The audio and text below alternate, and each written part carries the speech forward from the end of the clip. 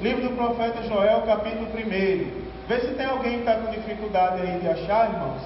Se tiver, você ajuda o seu irmão. Tá certo? Versículo 1 diz assim: Palavra do Senhor que foi dirigida a Joel, filho de Petuel. Ouvi isto, vós anciãos, e escutai todos os moradores da terra. Aconteceu isto em vossos dias, ou também nos dias de vossos pais? Fazei sobre isto uma narração a vossos filhos, e vossos filhos, e seus filhos, e os filhos destes, a outra geração. O que ficou da lagarta, o comeu o gafanhoto. E o que ficou do gafanhoto, o comeu a locusta. E o que ficou da locusta, o comeu o pulgão. Despertai, ébrios, e chorai. Gemei todos os que bebeis vinhos por causa do mosto, porque tirado é da vossa boca. Porque uma nação subiu sobre a minha terra, poderosa e sem número. Os teus dentes são dentes de leão, e tem queixadas de um leão velho. Fez da minha vida uma assolação, e tirou a minha casca da minha figueira, e despiu-a toda, e lançou por terra os seus sarmentos, e se embranqueceram. Lamenta como a virgem que está cingida de pano de saco, pelo marido da sua mocidade. Foi cortada a oferta de manjar e a libação da casa do Senhor. Os sacerdotes, servos do Senhor, estão entristecidos. O campo está assolado e a terra triste, porque o trigo está destruído, e o mosto se secou e o óleo falta. Os lavradores se envergonham, os vinhateiros gemem sobre o trigo e sobre a cevada, porque a colheita do campo pereceu. A vide se secou, a figueira se murchou, a romeira também, e a palmeira e a macieira. Todas as árvores do campo se secaram, e a alegria se secou entre os filhos dos homens. Cingivos e lamentai-vos, sacerdotes, gemei, ministros do altar. Entrai e passai vestidos de panos de saco durante a noite, ministros do meu Deus, porque a oferta de manjares e a libação cortadas foram da casa do vosso Deus.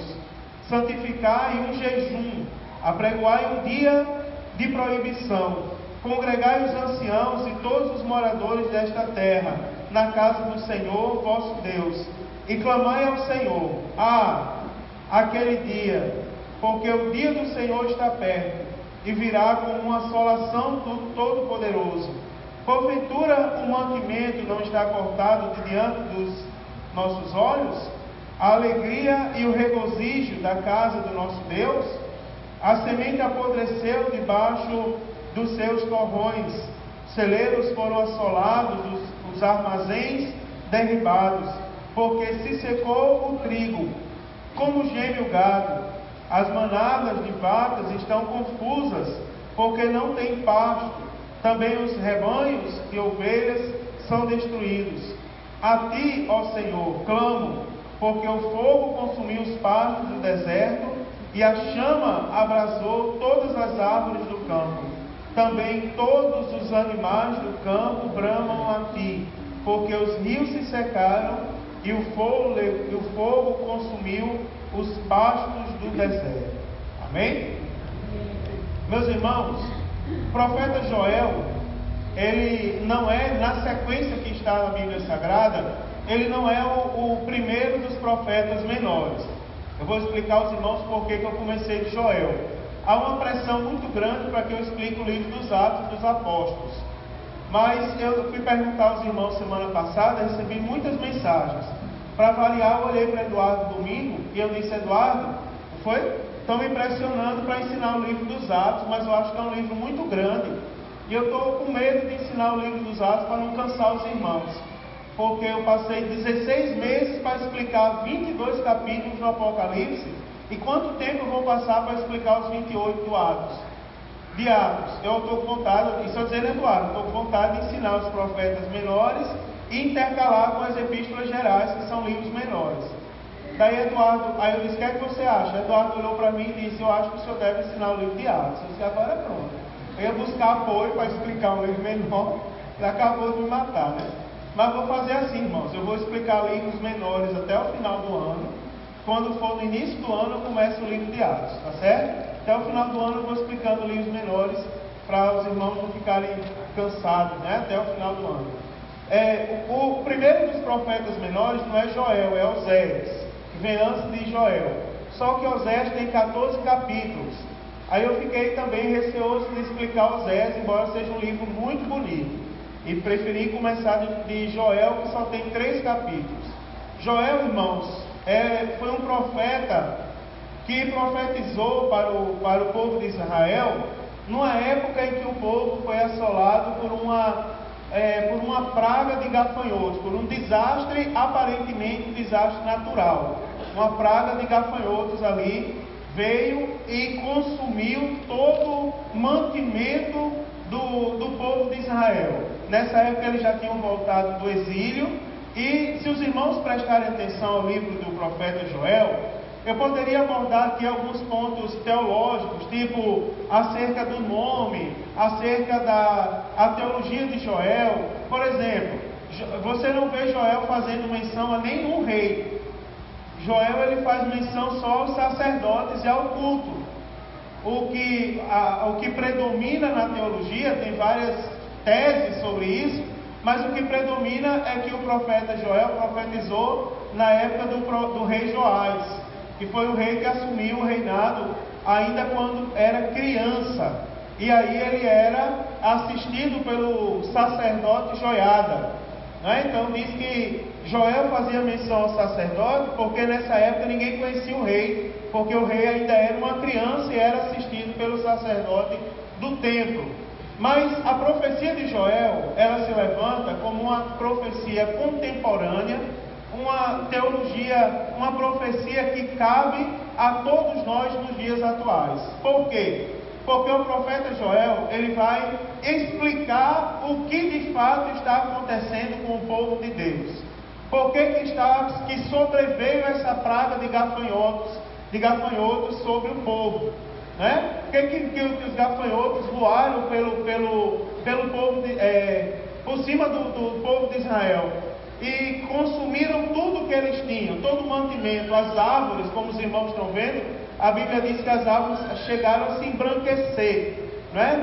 No final do 1880 mais ou menos, teve uma praga dessa na Palestina, e diz que eram 4 tipos de gafanhotos, né, que voaram, e diz que eles consumiram as cascas das árvores, que as árvores ficou um deserto, e as árvores que ficaram de pé, elas eram embranquecidas, semelhantemente que Joel, ele diz aqui no seu texto.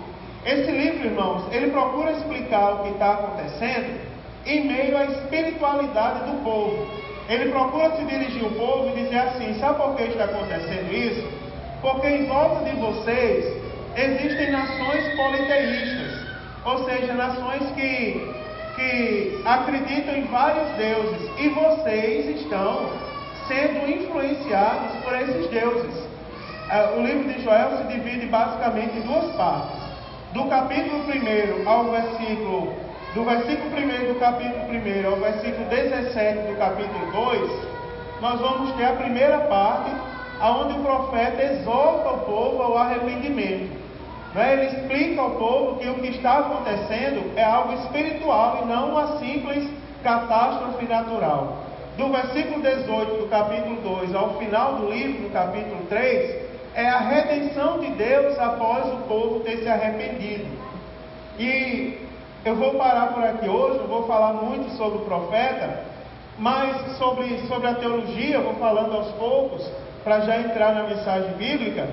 Mas os irmãos vão ver que esse livro é um livro muito rico e atual. Por exemplo, o versículo 1, ele começa identificando que o que ele está falando para o povo, você vê, Joel é um profeta, que você não vai encontrar muitas menções sobre o nome dele.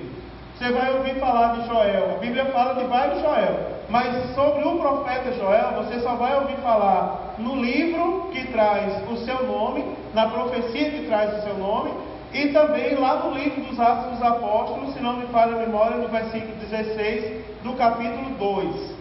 Joel é identificado aqui como filho de Petuel, e tem um significado isso.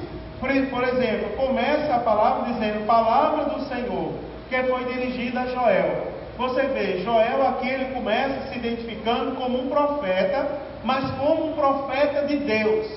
E é importante, irmãos, nós aprendermos isso. Todos nós somos pentecostais, e por algum tempo se espalhou o boato aí, que crente pentecostal não sabia da Bíblia. Eu particularmente, com toda humildade, eu vou dizer aos irmãos que eu não troco vários irmãos aqui da nossa igreja por outros aí fora. Eu não troco muitos adolescentes da nossa igreja por outros aí fora. Não troco jovens, enfim, porque eu conheço muita gente boa de Bíblia aqui.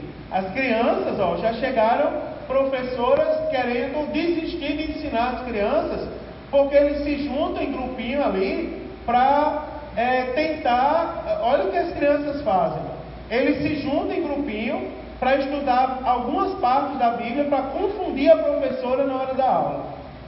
Vão perguntar à professora para ver se ela sabe, né? Aí ficam fazendo pergunta ali para atribular as professoras. Isso é coisa de criança, né, irmão? Mas você vê que é uma brincadeira que glorifica a Deus.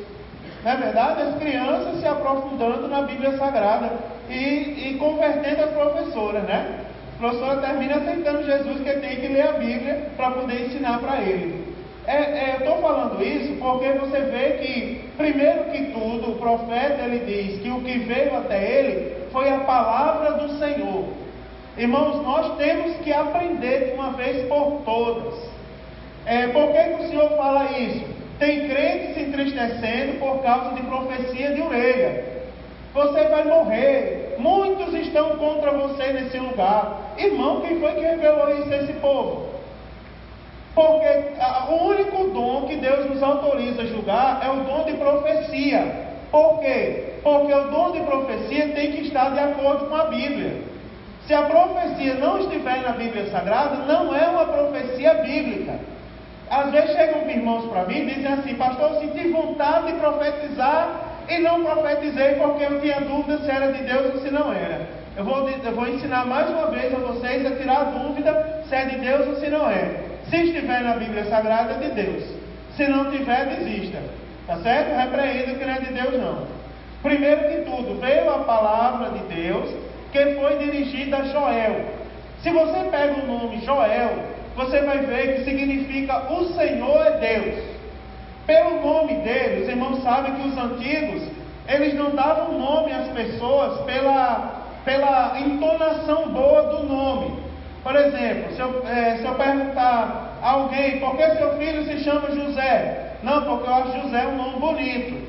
Na verdade, na Bíblia Sagrada se dava o nome às pessoas pelo grau de representabilidade da pessoa em determinado momento. Por exemplo, se a gente pegar a Bíblia Sagrada, Samuel, Ana orou e pediu a Deus um filho porque ela era estéril. E orou ao Senhor e foi abençoada pelo profeta do templo. E a Bíblia Sagrada diz que nasceu Samuel. E em gratidão a Deus, ela colocou o nome de Samuel, que significa, porque Deus ouviu o meu clamor, porque Deus ouviu a minha oração. Se você pega o nome de Joel, você vai ver que o significado é, o Senhor é Deus. O que significa que ele é filho de alguém que temia Deus. Ele é filho de alguém que era temente ao Senhor. E naquele momento que ele nasceu, Deus foi louvado, e o nome dele foi glorificado, e o nome do filho passou a se chamar O Senhor é Deus. Se nós pararmos, irmãos, para pensar, para analisar o nome de Joel, nós vamos ver o seguinte, a Bíblia fala de Petuel. Petuel também tem um significado que eu já vou falar, o pai de Joel. Mas se você pegar o significado de Joel, o Senhor é Deus, você vai ver pelo menos duas coisas aqui. Primeiro, a primeira coisa é que o Senhor é Deus. Significa que ele está chamando a atenção que só existe um Deus e que nós só temos que ser fiel àquele Deus. Nós aprendemos no livro do Apocalipse que a idolatria é profundamente condenada e os idólatras eles não herdarão o reino de Deus. Você vai ver que Joel surge com a profecia e o próprio nome de Joel chama atenção para o fato de que nós só temos um Deus. E o nosso referencial de fé deve ser aquele Deus, o Deus Todo-Poderoso da Bíblia Sagrada, irmãos. Vocês cuidado, irmãos, com profecias, com pregações. Irmãos, eu acho que Deus está triste por causa, ao seu respeito. Quem sou eu para dizer que Deus está triste por sua causa? Será que Deus me disse isso? Será que está na palavra de Deus isso? O que entristece a Deus é o pecado. Né? O pecador, Deus mandou Jesus para que todo aquele que nele crê não pereça, mas tenha vida eterna. Um irmão da igreja parou de tomar remédio. Aí eu fui visitar ele. Cheguei lá, o irmão estava caído no chão, se estribuchando no chão. Aí a esposa do irmão disse assim: pastor, esse homem está endemoniado, já tem um monte de dia. Eu peguei, fui lá, abracei ele relutou, mas eu segurei ele com força. E eu disse, levantei ele do chão. Eu disse, ele está tomando remédio? Não. Ele já comeu hoje? Não. E o que aconteceu com ele? É porque levantou-se um profeta e disse que ele não tomasse remédio. Daí eu olhei para ele, olhe para mim, olhe bem nos meus olhos. Aí ele olhou para mim assim, com o olho bem fundo. Eu disse, foi Deus que mandou você parar de tomar o remédio? Ele disse, não, foi o profeta. Eu disse, pois então, saiba que nós só temos um Deus. E os nossos passos devem ser guiados pelo único Deus, irmãos. É Ele que deve guiar os nossos passos, não é profeta, irmão. Eu não sou contra profeta, por sinal, incentivo. Se Deus lhe dá uma profecia, profetize. Agora, saiba que é o único dom que Deus nos autorizou a julgar, foi o dom de profecia, porque deve estar de acordo com a Bíblia. Levantem-se os profetas e profetizem, mas olhem para a Bíblia Sagrada. Tem que estar de acordo com a Bíblia, porque só há um Deus. A nossa vida nós entregamos a um Deus, e Ele deve guiar os nossos passos a partir de agora. A segunda coisa, irmãos, é que a Bíblia Sagrada diz assim: só o Senhor é Deus. Aliás, a Bíblia diz não, o nome do profeta Joel. Primeira coisa, que nós só temos um Deus. Segundo, o Senhor é Deus, significa que só Ele tem autoridade, só Ele tem poder, Ele governa todas as coisas. O nosso Deus, o Deus Todo-Poderoso, é Ele que governa todas as coisas. Vem para cá, o que a gente poderia refletir nisso?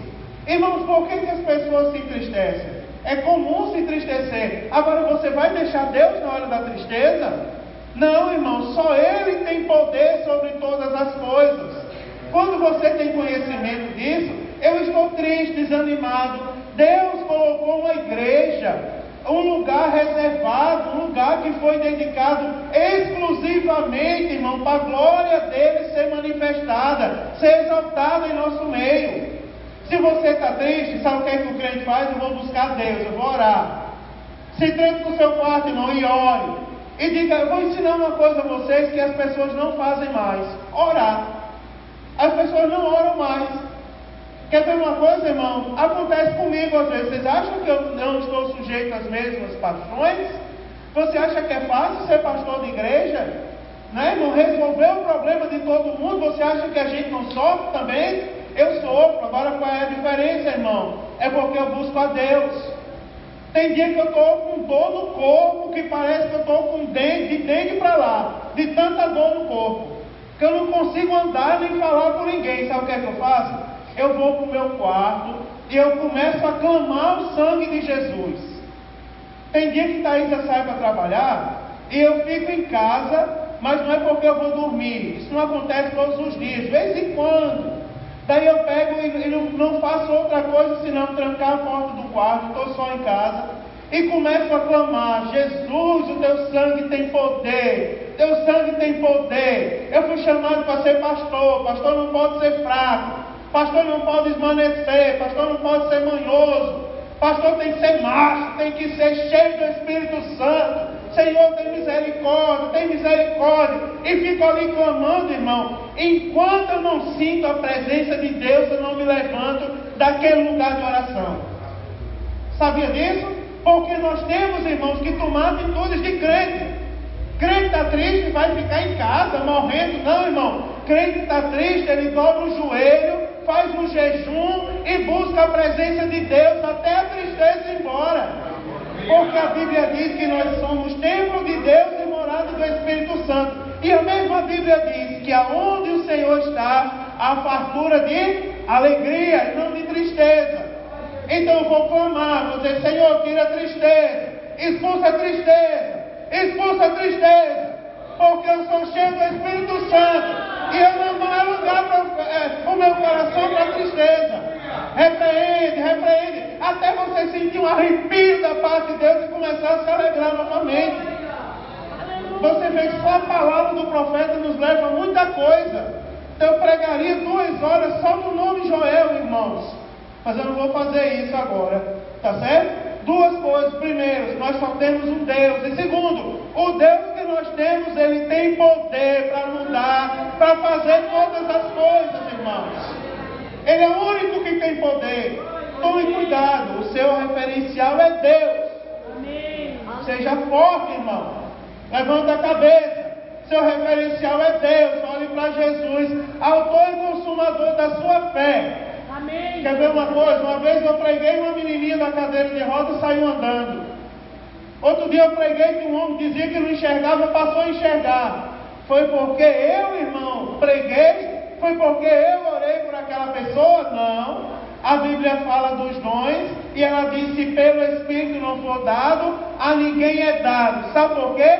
Porque aquela pessoa acreditou no Deus Todo-Poderoso ao qual nós somos servos.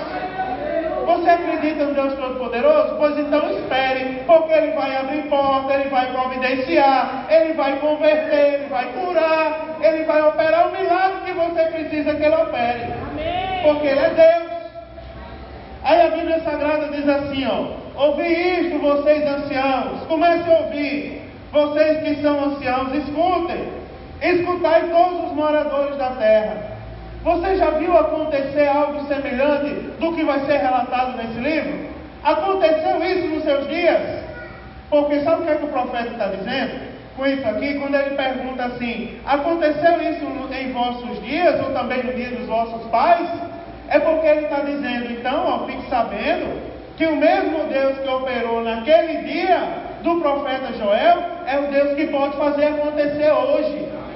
Em 1900 e alguma coisa, veio uma praga de gafanhotos sobre a Palestina. Não sei se você já leu sobre isso. E acabou com tudo. E o nordeste da África, ali, seguindo para o lado de Israel, o povo pereceu de fome, porque os gafanhotos acabaram com tudo. O profeta Joel, ele está dizendo assim, vocês tenham cuidado e prestem atenção a essa Bíblia, porque o Deus que operou naquela época é o Deus que opera hoje, no dia de vocês. O Deus que permitiu vir, irmãos, gafanhotos. Sabe por que Deus permitiu vir gafanhotos? Deixa eu adiantar uma coisa para vocês. Porque a Bíblia diz, a história diz, que o povo estava envoltos de politeísmo. Vários deuses sendo cultuados. Você vê que como Deus é perfeito. Quem é que ele escolhe para levar a profecia nesse caso? Um profeta cujo nome significa que o Senhor é Deus. Enquanto estavam adorando vários deuses, Deus lembra pelo profeta que ele via que só tem um Deus. Depois ele esclarece: vocês estão achando que isso é uma catástrofe natural? Quando eu trabalhava secularmente lá na universidade, uma vez eu ouvi uma palestra sobre o planeta Hercóbulos, um grande planeta que dizem estar se aproximando da Terra. Aí diziam que esse planeta está se aproximando, a Terra está aquecendo, está mudando o comportamento do povo, da natureza. Teve até gente que deu glória a Deus naquele dia, depois eu conto para vocês, no meio da palestra. Uma pessoa despercebida, desapercebida, e fez glória a Deus, ninguém olhei para trás. Um irmão que não presta atenção no que está sendo falado. Joel, ele diz assim: olhe, não é uma catástrofe natural, é o juízo de Deus sobre vocês. Deus precisa que vocês se voltem a Ele. Deus precisa que vocês se arrependam do politeísmo. Irmãos, vocês acreditam que aí por fora tem crente fazendo macumba para outro? Vocês sabiam, irmãos? Eu tenho conhecimento de crente fazendo macumba para outro crente. Vocês acreditam que aí por fora tem crente envolvido com maçonaria? Vocês acreditam nisso? Joel está falando para esse tipo de gente. Tem gente, irmãos, que é assim, aqui num determinado momento ele vai falar de embriaguez. É o único pecado que o profeta Joel cita no livro dele. Vocês sabiam, irmãos, que tem pessoas que profanam o altar da casa do Senhor? Ou seja, que insistem em subir no altar de qualquer maneira. São pessoas que praticam adultério e vão louvar a Deus, como se Deus não estivesse vendo. São pessoas, irmãos, que estão envolvidos com falcatrua e vêm querer contar testemunho, exortar o povo da igreja. Joel se dirige a essas pessoas e ele diz assim: vocês se arrependam, porque é por causa de vocês que Deus mandou a praga de gafanhotos. E ele diz assim, olha no versículo 3, como isso é duro, irmão. Ele diz assim: escute todos vocês, abram os ouvidos para o juízo de Deus, irmãos. Deus permite que as coisas aconteçam por causa da iniquidade. Eu vou dizer a vocês, tem dois caminhos a seguir. Quem segue a Jesus, Jesus diz: quem seguir a mim já está salvo. Quem não segue a mim, aliás, quem segue a mim será salvo. Quem não segue já está condenado. É porque ele condenou? É porque quem não segue a Jesus já está no caminho da morte. Porque a Bíblia diz que o salário do pecado é a morte. O profeta Joel, ele lembra disso e ele diz assim: olhe, preste atenção, vocês anciãos, e vocês que são moradores da terra. Ou seja, todo mundo tem que ouvir a profecia desse livro. Eu já ouvi, irmãos, pessoas falarem assim, a lição domingo que Thaisa ministrou falava de evangelização e de discipulado. E resumindo, eu já vi pessoas dizerem: eu não vou evangelizar não, quem tem que evangelizar é o pastor, ele que ganha para isso. Essa palavra não é para mim não, essa palavra é para os obreiros. Essa palavra não é para os obreiros, é só para o círculo de oração. Irmão, o profeta Joel está dizendo: anciãos e todos os moradores da terra. Vocês viram isso já acontecer no tempo de vocês? Pois escute o que aconteceu. Faça disso narração para os seus filhos, e fala de bisnetos, filhos, netos, bisnetos, e vai falando em todas as gerações. Tem que ouvir, irmãos, o livro, a mensagem que está escrita nesse livro. Por isso é uma mensagem atual, não é uma mensagem que ficou para trás. Todo mundo tem que saber por que Deus mandou a praga de gafanhotos. Todo mundo tem que saber quando a igreja é infiel e permite infidelidade no meio dela, irmão, acontece o juízo de Deus. Acontece, irmãos, Deus permite que as coisas aconteçam no meio da igreja. Quando você vê a igreja muito cheia de confusão, sabe o que é? A igreja está orando pouco. A culpa não é de Deus, o pecado está entrando, é porque a igreja precisa erguer muros. E muros só se ergue com oração, com jejum. Estão brincando, irmão? Tem um versículo aqui na frente, olha, preste bem atenção. Olha aí o versículo de número 14. Versículo de número 14. Diz assim, aliás, não é o versículo 14, deixa eu ver aqui onde é. É o versículo de número... eu perdi. Está aqui, versículo 14 mesmo. Diz assim, santificai um jejum e apregoai o dia da proibição. Ele está dizendo: congregai os anciãos e todos os moradores da terra na casa do Senhor vosso Deus. Ou seja, para superar tudo o que estava acontecendo, o povo tinha que voltar a clamar na casa de Deus. Irmãos, uma igreja avivada, ela é marcada pela busca a Deus. Irmão, você está perdendo o desejo de orar, irmão? Você está perdendo o desejo de fazer jejum? Jejum para você é coisa do passado. Eu observo, sexta-feira é o dia oficial de jejum da nossa igreja. Eu vejo, às vezes eu falo daqui e eu vejo um irmão rindo de lá. Às vezes eu falo daqui e vejo um jovem rindo daqui. Como se eu estivesse brincando, como se eu estivesse falando uma coisa que ficou no passado. Irmãos, eu vou falar, não estão mais ensinando aos jovens que precisam buscar Deus. Eu falei essa semana num público grande, e eu disse assim, irmão, sabe quem está estragando os jovens? É a própria igreja. Porque o pastor vem de terno e gravata todos os cultos. Aí no culto de jovem tem que rasgar a calça, tem que tirar o púlpito e botar uma lata, tem que botar um jogo de luz e diz, não pastor, tem que fazer hang loose agora, e ficar feito um bobão lá, falando gíria, porque senão não vai conquistar os jovens. Irmão, falando gíria, e brincando e profanando o altar da casa de Deus, eu estou levando os jovens para onde? Os jovens da minha igreja, para eu pregar para eles, eu não vou tirar o meu terno e minha gravata. Enquanto eu estiver aqui, ninguém vai trocar esse púlpito por uma lata, nem botar um jogo de luz nessa igreja. Porque eu estou ensinando os jovens a ir morar no céu, a herdar a vida eterna, irmãos, a fazer a diferença. Jovem da casa de Deus, irmão, peraí, você nunca mais viu aquela experiência, não? Do povo chegar na igreja e eles sentirem um arrepio. Os mais antigos já viram, Eduardo, você já viu isso? Irmão Eloy já deve ter visto, né? Os mais antigos, irmão João Ademir, da pessoa sentar na igreja, ela ir passar na frente da igreja e dizer, o que está acontecendo na igreja? Por quê? Porque eu estou arrepiado. Passou na calçada da igreja e sentiu um arrepio. E você vai ver, não tem muita gente orando não, tem 2, 3 pessoas. Por que eu estou arrepiado? Porque tem 2 jovens orando lá dentro da igreja, clamando, pedindo poder do alto a Deus. Está aqui o segredo do profeta Joel. Se arrependa, observe por que você caiu e comece a clamar, meu irmão. Faça um propósito diante de Deus, Senhor. Me faz crente novamente daqueles que oram. E o demônio sente que eu estou orando e bate em retirada dos lugares quando eu chegar. Olha, eu vou falar uma coisa. Vocês não imaginam o que eu não passei para ensinar o livro do Apocalipse para vocês. Eu não vou contar tudo não. Mas pessoas deram as costas para mim. Thaís está aí, viu, né? Algumas coisas que eu passei. Pessoas deram as costas. Tinha dia que o mundo todinho se levantava para querer bater em mim.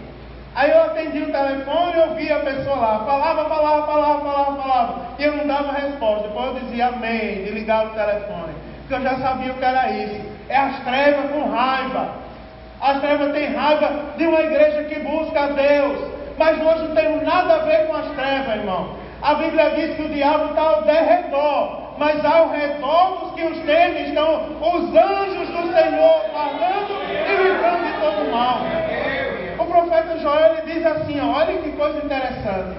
O que ficou da lagarta, e ele começa a falar, comeu o gafanhoto, o que ficou do gafanhoto a locusta. Tem uma ampla explicação disso daí. Falam das fases, né, da vida do gafanhoto. Outros dizem que representa alguns tipos de gafanhotos, o cortador, o triturador, o devorador, não sei o que, fala de demônios, eu não quero nem saber. Eu só sei que o consenso diz assim, veio uma praga de gafanhotos, e os gafanhotos se desenvolveram e acabaram com tudo, porque o versículo seguinte, ele diz assim, despertai ébrios e chorais, gemeis todos os que bebeis vinhos por causa do mosto, porque tirado é da vossa boca.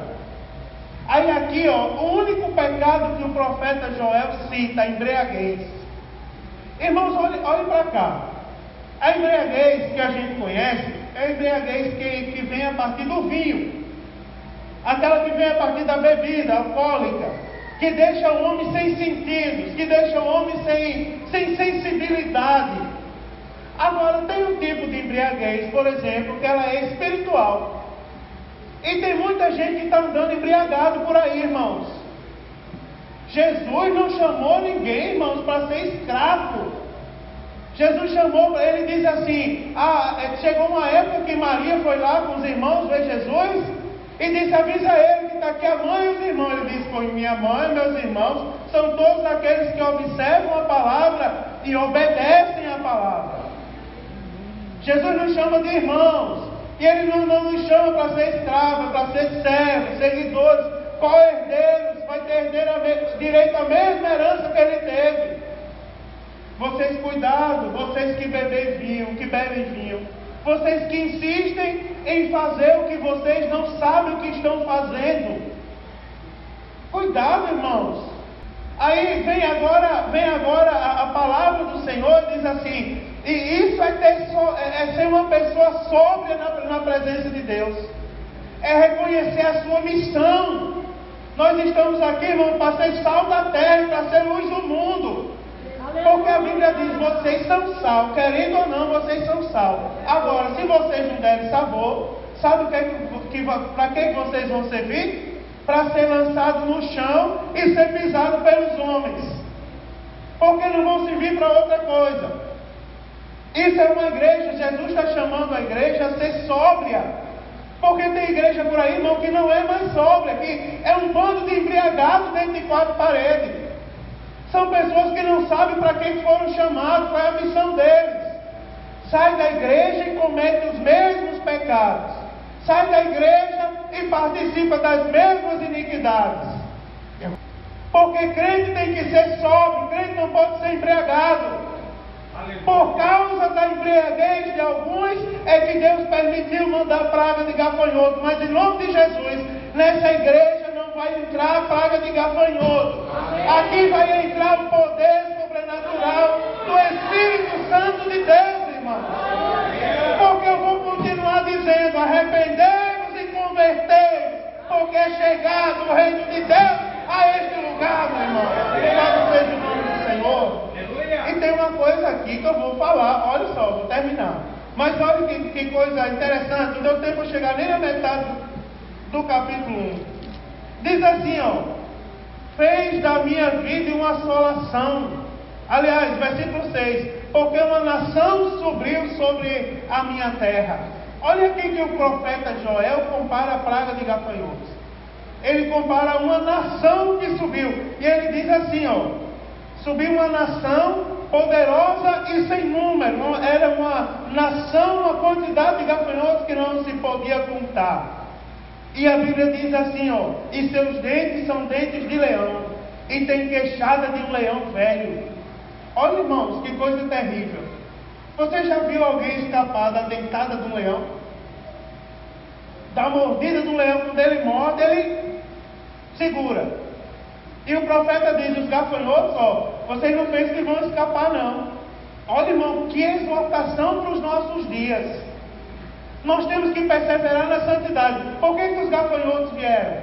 Porque o povo estava se envolvendo com a variedade de deuses e de costumes que não agradavam a Deus, que tinha em volta deles.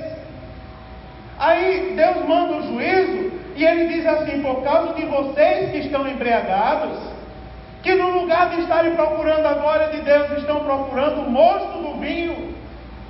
Por causa de vocês vieram uma praga sem número. Veja como é nossa responsabilidade manter a nossa igreja pura. E vocês vejam por que acontece tanta coisa na nossa igreja para a glória de Deus, que não acontece mais em muitos lugares, porque nós perseveramos na santidade. Nós falamos ainda sobre o arrependimento e sobre a volta de Jesus Cristo. Você vê, olha, porque eles virão como um número incontável. Vocês não poderão, vocês não têm chance contra eles. E eles mordem como leão, meu irmão. Eles têm dente como leão, ou seja, ninguém escapará do juízo. Irmão, quer ver uma coisa? Deus ama o pecador, mas Deus aborrece o pecado. Deus abomina o pecado do meio dele, irmãos. Nós temos que lutar, irmãos, sejamos santos, unidos.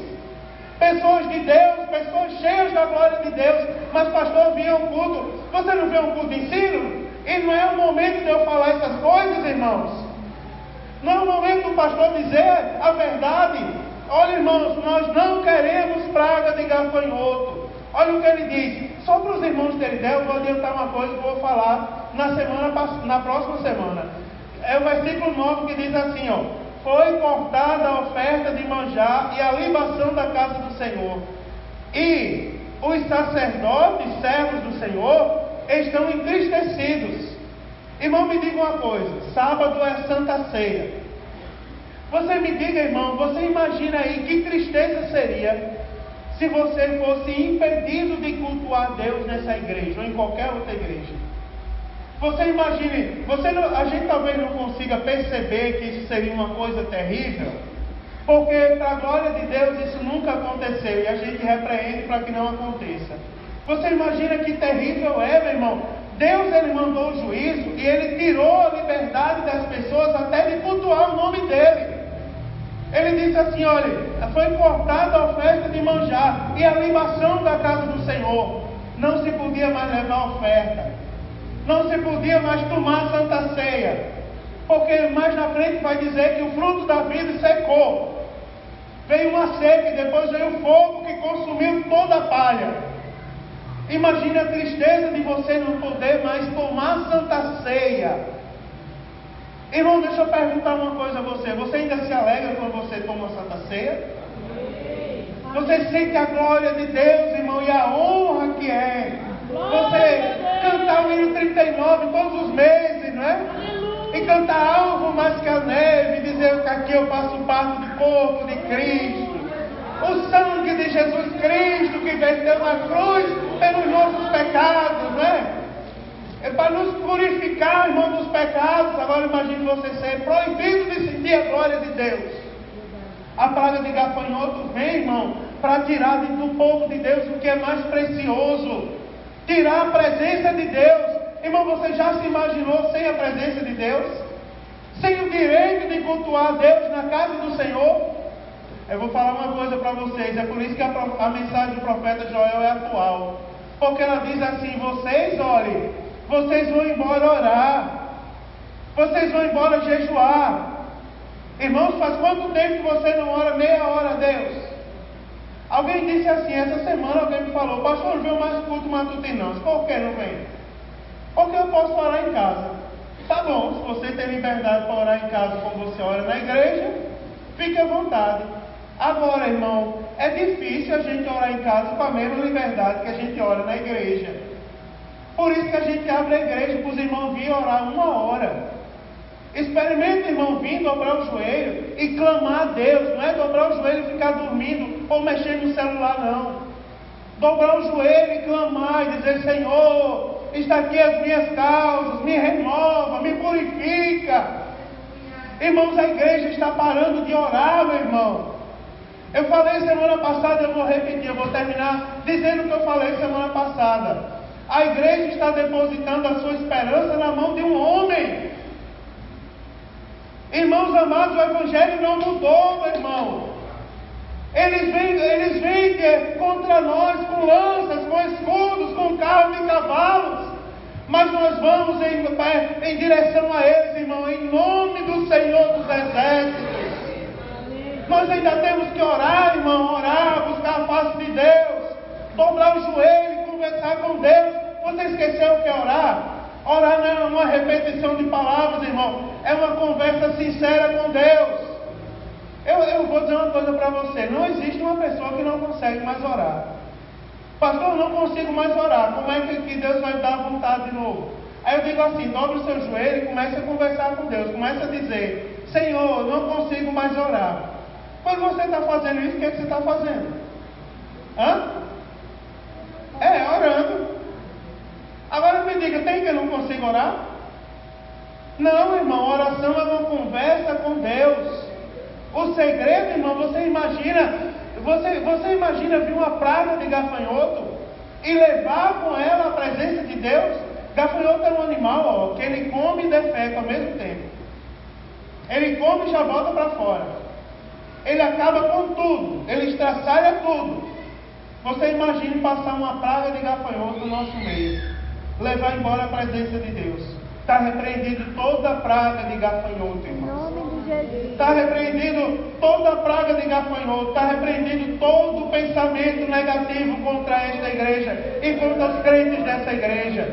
Está repreendido todo o ataque, toda a ordem do inferno contra as famílias dessa igreja, irmãos. Está repreendido em nome de Jesus. Em nome de Jesus. Alguém me ligou esta semana, eu vou dizer. Aí disse, pastor, o culto de domingo vai ser culto de quê? Isso é culto da família. É o dia da gente ir adorar a Deus. Não vou não vai ter ninguém. Eu disse, vai, irmão. Não vai ter ninguém que eu digo. O irmão disse, é que não vai ter ninguém especial para pregar. Irmão, nós só temos quantos deuses? E Ele é o Deus Todo-Poderoso. Ele é o Deus, irmão. Quem veio ao culto sábado ouviu Deus falar grandemente. Quem veio ao culto domingo saiu cheio da glória de Deus, irmão, desse lugar. Quer ver uma coisa, irmão? Novamente, semana passada eu disse isso. Semana retrasada eu disse isso. Você não está entendendo o que Deus está falando, irmãos?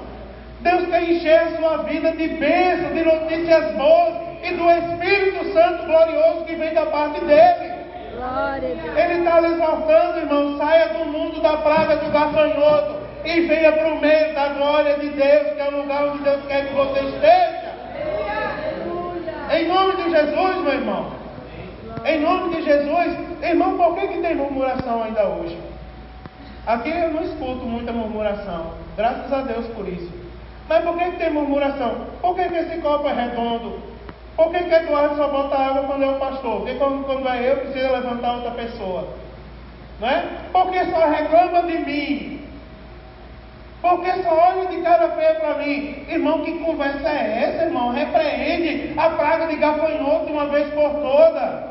Jesus Cristo é o Senhor da nossa vida, irmão. Jesus Cristo é o Senhor da nossa vida. Nós somos templo de Deus e morada do Espírito Santo do Senhor. Que Deus nos abençoe, irmãos. Olhe por mim, continue orando por mim. Porque eu estou feliz, irmão. Estou cheio do Espírito Santo de Deus. Mas eu confesso a você que não é fácil. Mas eu vou dizer uma coisa. Em Cristo Jesus nós somos mais do que vencedores.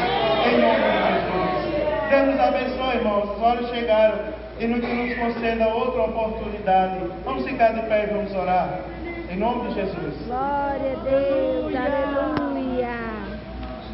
Bendito é o teu nome, Jesus. Glória a Deus. Aleluia. Aleluia. A palavra de Deus é pregada. Acontece o que tem acontecido aqui.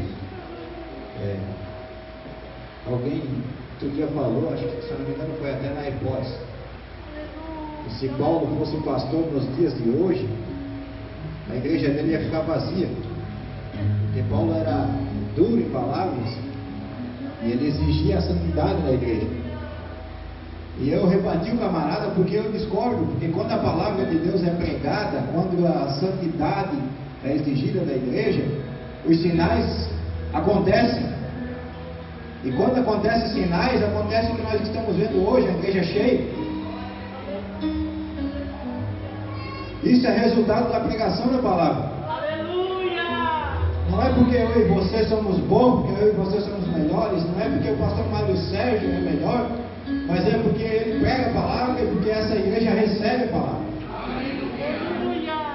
E o resultado é tudo isso que a gente vê aqui, milagre, bênção de Deus, a obra do Senhor prosperando. E tenha certeza, vai prosperar mais ainda, porque a palavra de Deus vai continuar sendo pregada. Amém, Jesus. Vamos orar ao Senhor? Pai, em nome de Jesus, mais uma vez, Senhor, nós te louvamos, somos chegados aqui pelo privilégio que temos, ó Deus, de participar, Senhor, de uma igreja onde a tua palavra é pregada, onde a tua palavra é ensinada, Senhor, onde muitas das vezes somos exortados, mas com amor, Senhor, por ti, pois nós sabemos, ó Deus, que tu queres o melhor para nós. O teu próprio Filho Jesus disse que, Senhor, tu exorta e corrige aqueles a quem tu amas. Pai, em nome de Jesus, nós te louvamos, ó Deus, pelo privilégio que é de estarmos aqui para ouvir a tua palavra sendo pregada.